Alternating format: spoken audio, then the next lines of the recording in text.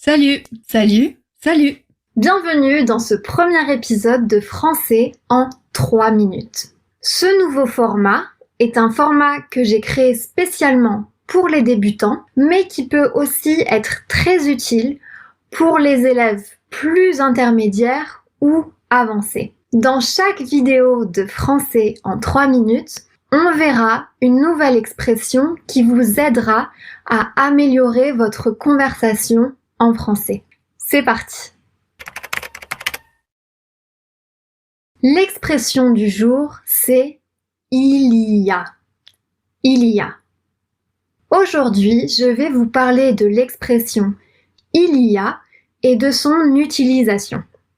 Il y a, ça se traduit par « there is » ou « there are » en anglais. On l'utilise au singulier comme au pluriel. Par exemple, il y a une maison. There is a house. Il y a des maisons. There are houses. Si on fait une phrase négative, ça devient il n'y a pas de problème. There is no problem.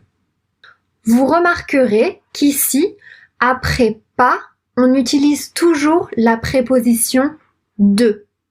On dira pas d'argent, pas de musique, pas d'enfant, etc., etc. On utilisera toujours pas de. Pas de bras, pas de chocolat. On peut aussi utiliser il y a à d'autres temps de conjugaison. Au passé composé, on dira hier, il y a eu une tempête. Yesterday, there was a storm. Si on fait une phrase négative, il n'y a pas eu de conséquences. There were no consequences. Attention avec la négation au passé composé qui peut être un peu compliqué parce que c'est beaucoup de petits mots. Retenez bien l'ordre. Il n'y a pas eu. Il n'y a pas eu. Au futur, on dira il y aura une enquête. There will be an investigation. Enfin, à l'imparfait, on dira il y avait beaucoup d'arbres autour de sa maison. There were many trees around his house. Merci à tous d'avoir regardé cette vidéo.